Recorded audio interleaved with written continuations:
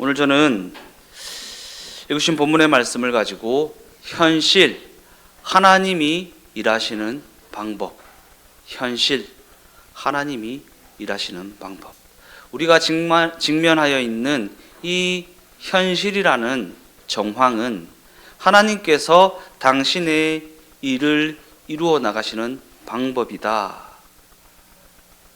라는 내용의 제목입니다. 우리가 기독교 신앙을 갖고 난 이후에 그냥 신앙이 기대어서 뚱구름 잡는 듯한 굉장히 이상적인 삶을 기대하고 추구하는 경우가 많이 있지만, 하나님께서는 그러한 뚱구름 잡는 듯한 방식으로 일하시는 것이 아니라 우리의 현실을 가지고 일하시며 우리의 현실을 가지고 당신의 뜻을 이루어 나가신다라는 사실을 잊어서는 안 된다라는 것입니다. 그와 같은 관점에서 오늘 본문은 사도 바울이 고린도라는 지역에 이르게 되었을 때 어떠한 심정이었는지에 대한 이야기를 하고 있는 장면입니다. 우리가 잘 알다시피 사도 바울은 그 마음에 유럽을 품고 있었던 것이 아니라 터키라고 하는 아시아 지역을 품고 있었는데, 성령께서 마게도니아로 부르셔서 그 부르심에 순종하여 유럽을 향해 가게 되었습니다. 바울은 아시아로 가야 되겠다라고 생각하고 있었는데 하나님께서는 유럽으로 부르셨다라는 것입니다. 그리고 이는 그 당시 고린도 지역에 교회가 전혀 설립되어 있지 않았다라는 것이고, 그래서 그는 아무런 준비도 아무런 도움도 없이 고린도라는 지역에 던져지게 되었다라는 것입니다. 아시아 지역에는 그래도 전초 기지로 삼을 만한 어떠한 조그마한 개척교회라도 있었을 것인데, 유럽에는 아무런 교회가 세워져 있지 않았고, 그래서 그를 도울 만한 손길이 아무도 없었다라는 것입니다. 그래서 아무런 준비도 없이 아무런 도움도 없이 고린도라는 지역에 던져지게 되었다. 그런 관점에서 우리가 이 사건을 통해 생각해 보고자 하는 부분은, 우리도 사도 바울과 같이 현실의 삶 가운데 던져지고 묶여지고 맡겨졌다라는 부분 아니겠습니까? 인생을 오래 살았든 이제 막 사회 초년생이든 우리 자녀들이든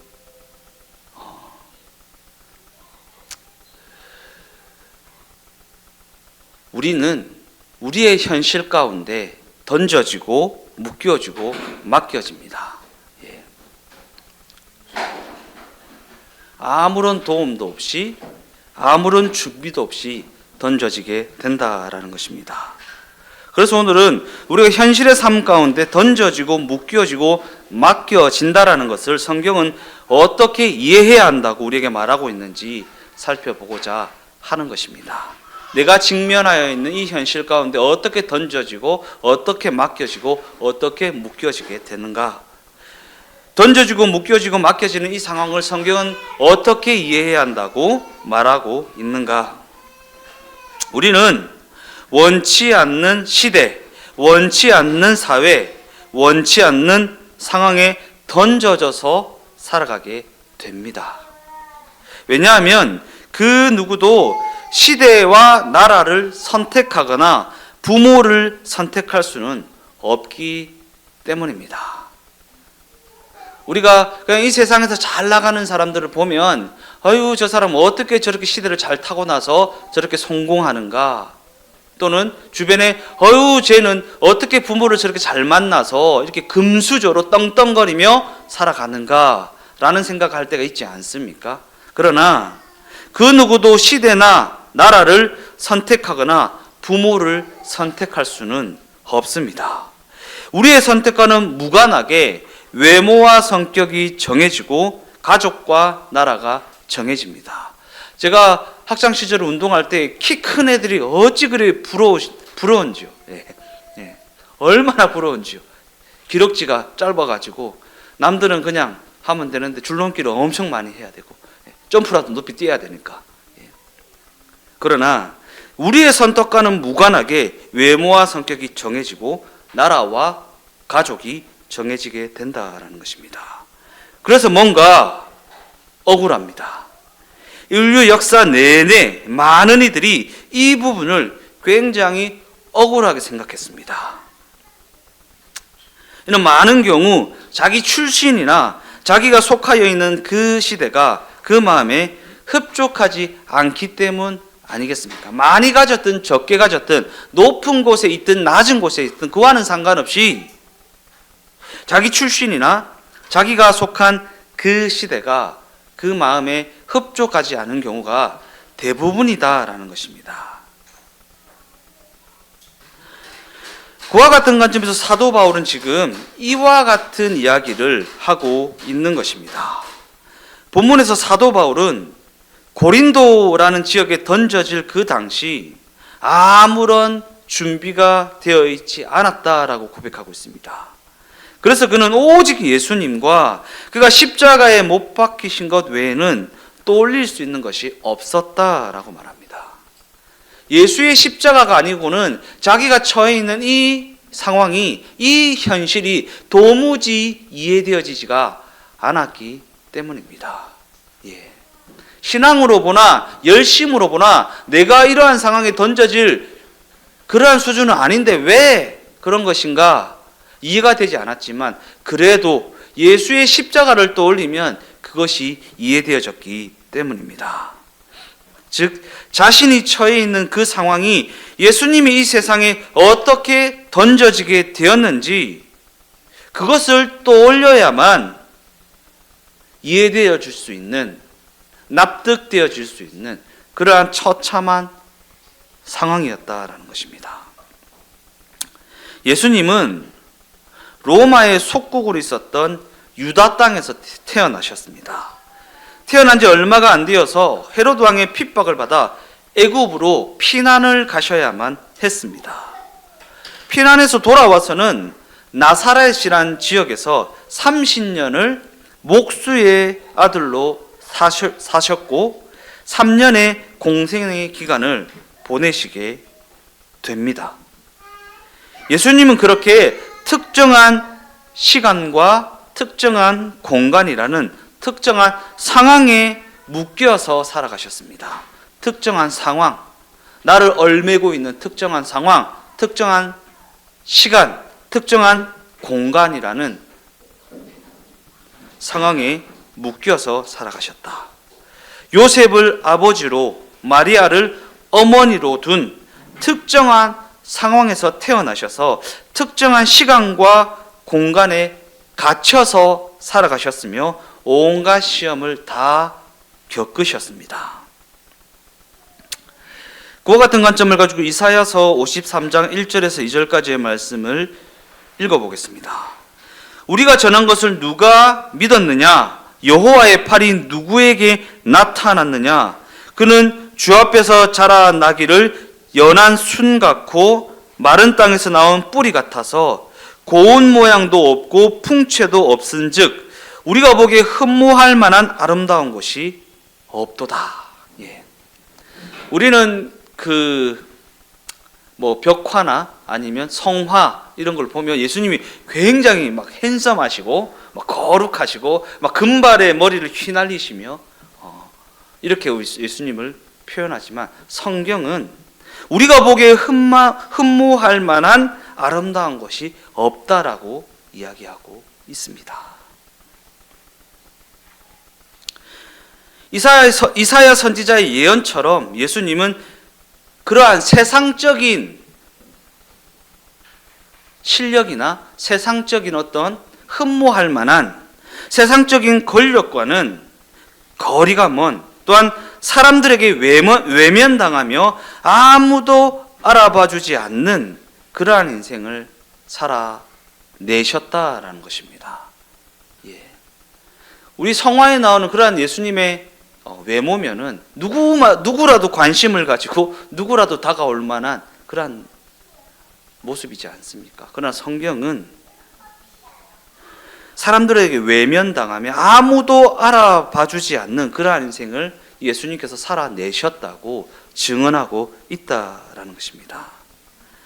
성경은 이를 하나님이 당신의 아들을 이 땅에 보내실 때에 어떠한 조건을 마련해 놓으셨으며 어떠한 구체적인 상황과 환경과 여건을 만들어 놓으셨는지를 이야기하고 있는 대목입니다. 그리고 예수님이 처한 상황과 환경과 여건은 그 누구라도 피하고 싶은 조건이었다라는 것입니다. 그 누구라도 피하고 싶은 조건이었다. 왜 하필 이러한 가정에서 태어나셨으며 왜 하필 이러한 시대에 이러한 국적을 가지고 태어나게 되었는지, 이러한 질문이 쏟아져 나올 만한 상황이 바로 예수님이 처한 정황이었기 때문입니다. 왜 하필 이 시대냐? 왜 하필 코로나냐? 왜 하필 식민지냐? 왜 하필?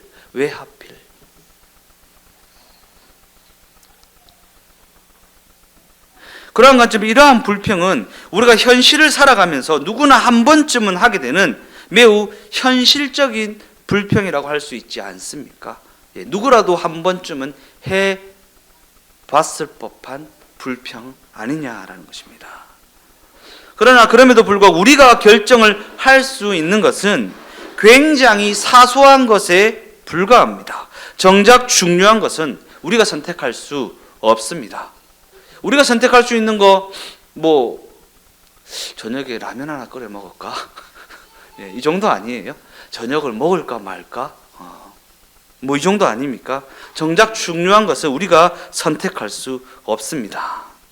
왜냐하면 정작 중요한 것은 그저 우리 앞에 그냥 벌어지게 되기 때문이고, 더 나아가 우리는 그저 그러한 현실적인 불평을 직면하여 살아가야 하기 때문입니다.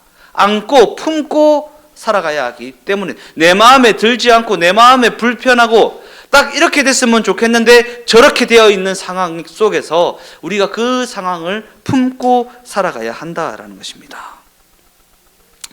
많은 경우 우리는 그저 안심하며 살아가게 되기를 원하고 모든 일이 순탄하기를 원합니다. 걱정이 없었으면 좋겠고 순탄했으면 좋겠습니다. 그러나 우리가 직면하여 있는 현실의 삶은 늘 불안하고 늘 걱정스럽고 늘 조마조마합니다. 그러나 성경은 이것이 정상적인 상황이라고 말하고 이것이 그의 일하심이 그가 일을 이루어 나가시는 방식이라고 말합니다. 이것이 정상적인 상황이고 이것이 하나님께서 우리의 삶 가운데 당신의 일을 이루어 나가시는 방식이다. 우리의 현실의 삶이 그저 꿈결 같다고만 한다면 오히려 비정상적인 상황이라고 할 수 있다라는, 꿈결같이 너무 좋아 죽겠으면 그것이 비정상적이다.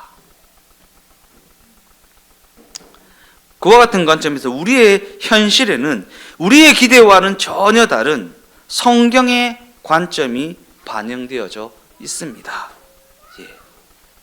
우리의 현실에는 우리의 기대와는 다른 성경의 관점이 반영되어져 있다. 그것을 알게 된 사람이 신자고요. 그것을 모르고 있는 사람이 불신자입니다. 이처럼 하나님이 일을 이루어 나가시는 방식은 우리의 기대와는 전혀 다르다라는 것입니다. 우리는 이렇게 해서 이렇게 하면 저렇게 딱 되었으면 좋겠다 라는 기대를 가지지만 하나님께서는 우리의 생각과 우리의 기대와는 전혀 다른 방식으로 일을 이루어 나가신다라는 것입니다. 이를 예를 들어 설명하면 많은 사람들이 서로 사랑을 해서 결혼이라는 것을 합니다.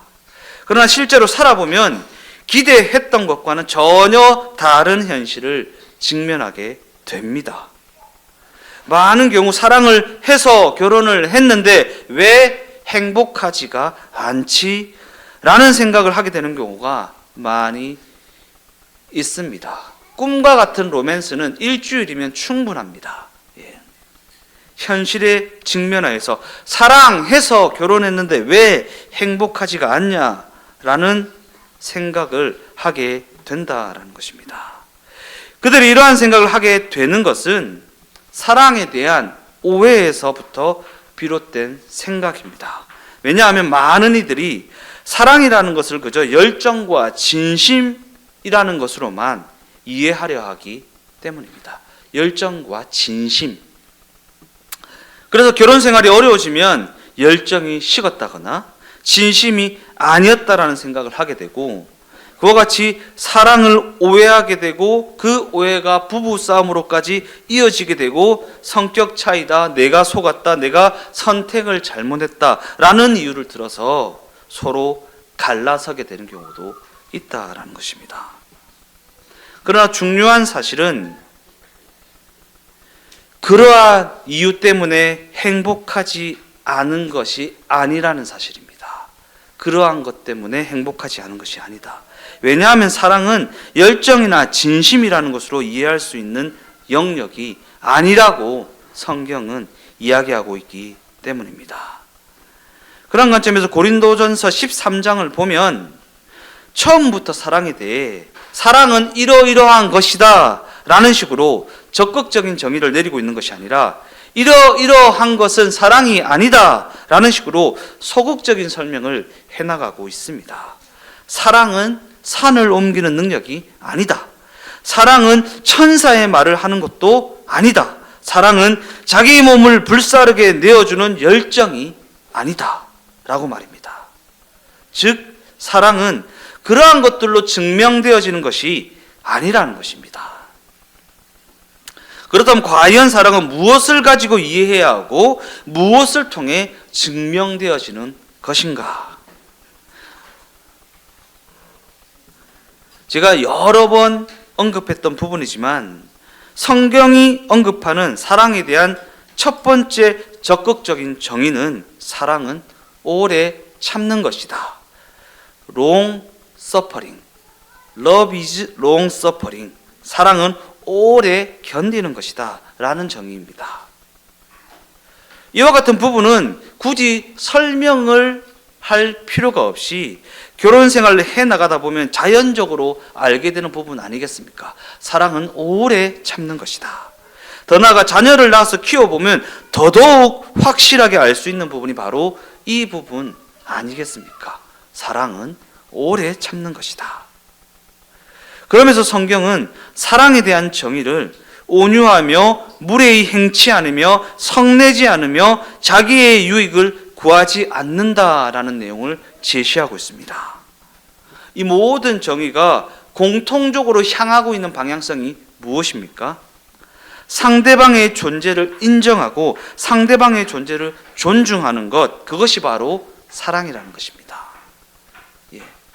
상대방을 인정하고 상대방을 존중하는 것. 사랑이라는 이름으로 상대방을 속박하거나 상대방을 조종하거나 상대방을 이용해서는 안 된다라는 것입니다. 사랑이라는 이름으로 상대방을, 자녀가 되었든 부부 관계가 되었든 사랑이라는 이름으로 그렇게 속박하고 조종하고 이용할 때가 얼마나 많이 있습니까? 그와 같은 관점에서 남녀가 결혼을 하면 서로 마음을 합하여서 현실의 삶을 살아내야 됩니다. 결혼을 하면 서로 마음을 합하여서 현실의 삶을 살아가야 한다. 그런데 현실의 삶을 살아내는 데 있어서 둘이 같이 가려고 하니까 더욱 힘이 듭니다. 왜 힘이 듭니까? 요구사항이 2배가 되기 때문입니다. 혼자 갈 때보다 2배로 힘이 드는 것입니다. 반면에 혼자 살면 뭐가 좋습니까? 선택과 포기가 쉬워집니다. 선택과 포기가 쉬워진다. 제가 지금도 잘 그러는 편이긴 하지만 결혼한 지 얼마 안 됐을 때는 진짜 나빴던 모습이 뭐냐면, 선배나 친구들이 선배 목사가 야야 오늘 뭐 저녁에 뭐 시간 되냐 밥이나 한 끼 먹자 이러면 제가 예 괜찮은데요 먹지요. 아내의 의견은 전혀 고려하지 않고 예 먹지요 뭐 이렇게 한단 말이죠. 그러면 저희 집 사람이 혼자 살면 딱 좋을 사람이다. 그럴 거면 혼자 살지 왜 나랑 같이 사냐? 뭐 이런 얘기를 할 때가 있습니다. 혼자 살면 선택과 포기가 쉬워집니다. 왜냐하면 혼자 살 때는 자기만 선택하면, 자기만 포기하면 뭐가 되었든 쉽게 되어지기 때문입니다. 그러나 결혼을 하면 상대방이 반대하면 자신도 그 선택을 할 수 없습니다. 더 나아가 결혼을 하면 상대방이 포기를 하지 않는 이상 나도 그 일을 포기할 수 없습니다. 원한다고 다 할 수 있는 것이 아니라는 것이고, 원하지 않는다고 해서 안 할 수 있는 것도 아니라는 것이고, 서로가 함께 결정을 해 나가야 한다라는 것입니다. 성경은 이렇게 서로 묶여진 관계 가운데, 서로 묶여진 그 불편한 관계 가운데 하나님께서 하실 일을 해 나가신다고 이야기하고 있다라는 사실을 잊지 마십시오. 나를 불편하게 만들고, 나를 화나게 만들고, 나를 짜증나게 만들고, 나를 고통스럽게 하는 그 묶여진 상황, 묶여진 관계, 던져진 그 정황 가운데 하나님께서 당신의 일을 이루어 나가신다. 하나님의 일은 상황이 좋아야지만, 관계가 좋아야지만 이루어지는 것이 아니라는 사실을 놓쳐서는 안 된다라는 것입니다. 결혼 생활뿐만이 아니라 우리 모두의 현실의 삶은 이와 같이 지금의 나이, 지금의 가족, 지금의 사회, 또한 개인적인 취향이라는 각자의 성향에 묶여서 살아갑니다. 개인적인 취향. 그러한 관점에서 우리는 스스로 할 수 있는 선택이 몇 개 되지 않는 지금이라는 정황에 묶여서 살아갑니다. 내가 선택할 수 있을 것 같지만 하나님이 허락하지 않는 이상 되지 않는 신자의 삶. 내 개인적인 취향에는 무조건 이쪽으로 가야 되는데 하나님께서 이쪽 길을 허락하지 않으심으로 말미암아 이쪽으로 갈 수밖에 없는 그러한 정황에 묶여서 살아간다라는 것입니다. 이는 하나님이 우리를 그러한 정황에 묶어 놓으셨기 때문입니다. 그러기에 우리는 예수님이 이 땅을 살아내셨던 것처럼 우리의 현실을 묵묵히 살아가야 한다고 이야기하고 있는 것입니다. 한 걸음만 더 가보자. 마음에 안 들고 불편하고 짜증나고 고달프지만 한 걸음만 더 가보자. 예수님께서 안 갔으면 어떻게 될 뻔했습니까? 예수님께서 내 취향이 아니라고, 내가 원하지 않는 길이라고, 이 잔을 내게서 옮겨 주십시오, 할 수만 있다면 옮겨 주십시오 라는 고집을 조금만 더 피우셨다면 어쩔 뻔했냐라는 것입니다. 그 길을 가는 우리는 어쩌면 예수님이 들으셨던 그 비난을 듣게 될지도 모릅니다. 너는 요셉의 아들이 아니냐? 나사렛에서 무슨 선한 것이 나오겠느냐? 네가 다른 사람은 살렸으면서 너 자신은 왜 그 모양 그 꼴이냐? 누군가 그랬다고 하잖아요. 주동행교회에서 무슨 선한 것이 나오겠느냐라고 했다잖아요. 그죠? 그런 비난을 듣게 될지도 모릅니다. 그러나 그런 비난을 듣고 있다라는 것은 우리가 잘 가고 있다라는 증거 아니겠습니까? 제대로 잘 가고 있다라는 증거 아니겠습니까? 성경은 그러한 조건 가운데 하나님이 우리와 동행하셔서 당신의 일을 이루어가고 계시다라고 증언하고 있다라는 사실을 결코 잊어서는 안 된다라는 것입니다. 과연 하나님은 그렇게 마음에 들지 않는 상황과 환경과 여건에 묶여서 살아가는 그 인생으로 무엇을 이루어 가시려 하시는 것일까?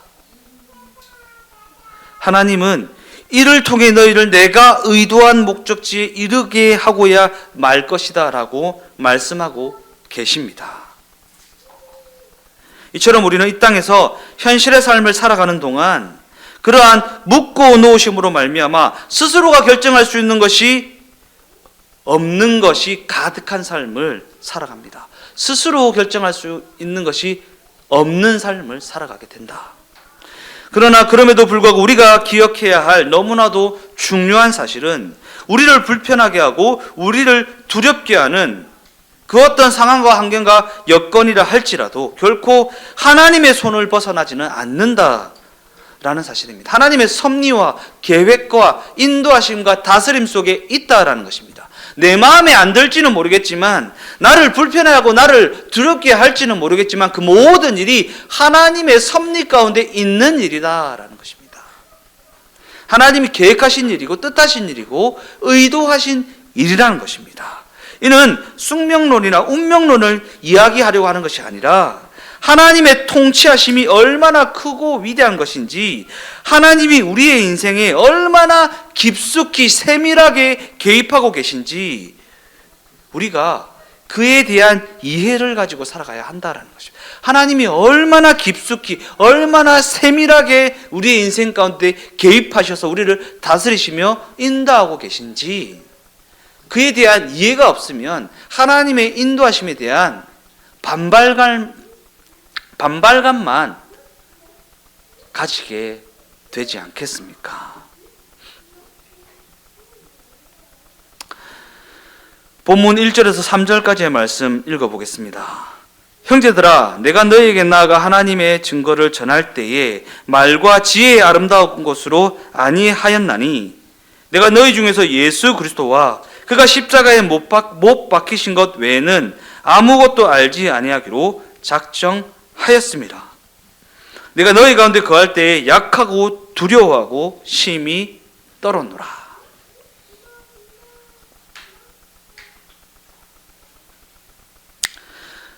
너희가 그와 같은 정황에 묶여져 있다라는 것을 겁내지 마라. 내가 너희에게 나아갈 때에 나는 아무런 준비도 없이 나아갔다. 그래서 오직 예수님과 그가 십자가에 못 박히신 사건을 떠올릴 수밖에 없었다 라는 내용입니다. 예수님께서 정황에 묶이셨던 것처럼 사도 바울도 고린도라는 그 마음에 들지 않는 정황에 던져지게 되었다라는 것입니다. 더 나아가 사도 바울은 그 이후로도 끊임없이 다음과 같은 공격에 직면해야만 했습니다. 너는 하나님의 종이라고 하면서 왜 이렇게 말이 어눌하냐? 왜 이렇게 간질에 시달리냐? 왜 이렇게 밤낮 감옥에만 갇혀 있냐? 라는 비난과 조롱입니다. 네가 하나님의 종이라면서 왜 이렇게 말이 어눌해서 복음도 제대로 못 전하냐?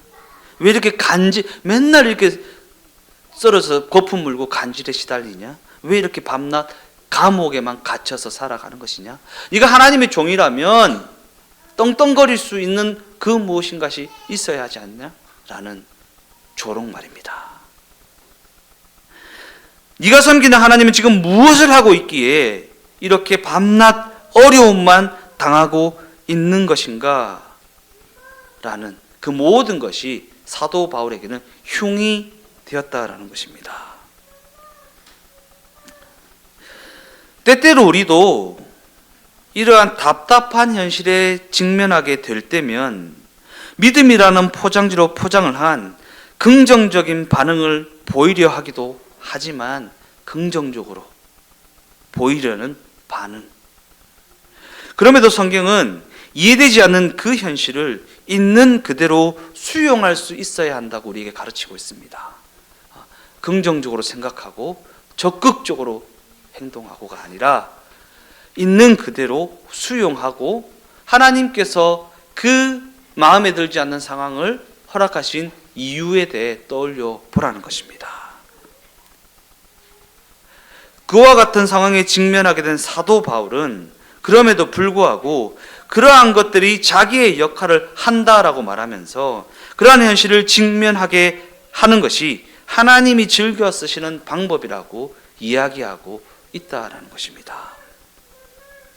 여기서 하나님 왜 그런 식으로밖에 일하지 못하십니까? 라고 반문을 하고 있다면 이는 기독교 신앙의 깊이와 넓이와 높이를 알지 못하는 것이고 하나님의 일하시는 방식을 우습게 여기는 것 아니겠습니까? 기독교 진리가 죽음을 초월하는 진리라는 것을 바르게 이해하려면 승리와 응답이라는 결론에 쉽게 도달하기보다 죽음과 공포와 불안이라는 그 현실을 하나님께서 어떻게 영광으로 바꾸어 가시는지를 볼 줄 아는 눈을 가져야 한다라는 것입니다. 죽음과 공포와 불안이라는 그 현실을 하나님께서 어떻게 영광으로 바꾸어 가시는가를 볼 줄 아는 눈이 있어야 한다. 성경에 기록된 많은 믿음의 선조들의 삶을 통해 그러한 일하심을 우리가 볼 수 있어야 한다는 것이고 궁극적으로는 나 자신의 그 현실의 삶을 통해 하나님이 그러한 일하심을 확인할 수 있어야 한다라는 것입니다. 성경에는 각 시대마다 하나님이 이와 같이 일하신다라는 이야기들로 채워져 있습니다. 그러기에 우리는 하나님이 일을 이루시기 위해 우리를 어떠한 도전과 어떠한 질문 앞에 세우시는지, 또한 우리를 어떠한 현실 앞에 세우시는지를 볼 줄 아는 안목을 가져야 하는 것입니다.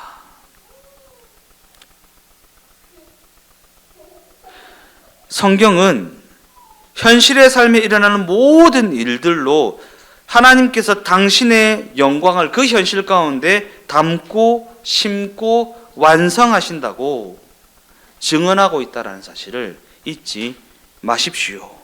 더 나아가 위협이 크고 고난이 심할수록 그 일하심은 더욱 크게 나타나게 된다라고 이야기하고 있다는 사실을 잊지 마십시오. 아니, 어떠한 관점에서는 그 위협을 그저 감당하는 것만으로도, 그 고난을 그저 감수하는 것만으로도 하나님의 영광은 크게 나타나게 되어 있다라는 사실을 잊지 마십시오. 그 문제가 변하여 역전을 이루어야지만 하나님의 영광이 나타나는 것이 아니라 그 위협과 그 고난을 감당하고 감수하는 것만으로도 하나님께는 크게 영광이 된다라는 사실을 잊지 마십시오. 결론적으로 그와 같은 여정을 걸어가는 우리에게 하나님께서는 믿음과 사랑을 요구하십니다. 믿음이 무엇입니까?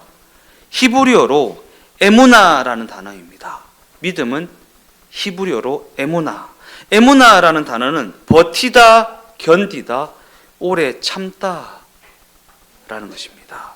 사랑은 무엇이라고 했습니까? 오래 참다, 견디다, 항복하다. 믿음이요, 믿음. 하나님이 우리에게 다른 거 안 요구하고 믿음을 요구하잖아요. 그 믿음이 무엇입니까? 사랑입니다.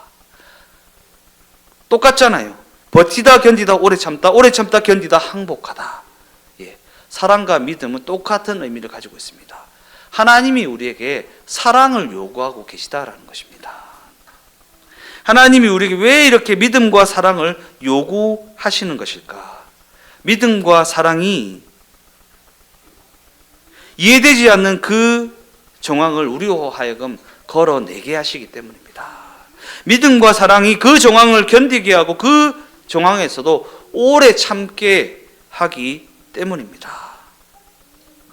믿음과 사랑이라는 것은 대등한 상대끼리만 사용할 수 있는 단어입니다. 그리고 부부라는 관계가, 부모, 자식이라는 관계가 그와 같은 관계라고 할 수 있지 않습니까? 그래서 부부라는 관계 가운데, 또한 부모, 자식이라는 그 관계 가운데 그러한 믿음과 사랑을 발휘할 기회가 많이 주어지지 않습니까? 그 누구도 꺾지 못하는 내 고집이 내 부모가, 내 자식이 꺾어버립니다. 혼자서는 절대로 받을 수 없는 그 훈련을 그 관계를 통해 혹독하게 받게 됩니다. 그리고 그 혹독한 훈련을 통해 서로가 서로를 감수할 수 있는 실력이라는 것이 생겨나게 되면 세상 속에서도 진정으로 영광스러운 선택을 할 수 있는 삶을 살아가게 된다. 이것이 하나님께서 우리에게 목적하신 방향성 아니겠습니까? 우리 주동행교회가 하나님이 허락하신 그 모든 정황 앞에 사랑과 믿음으로 반응함으로 말미암아 그 묶여진 인생을 기쁨으로 감당하며 살아내게 되시기를 예수님의 이름으로 축원드립니다.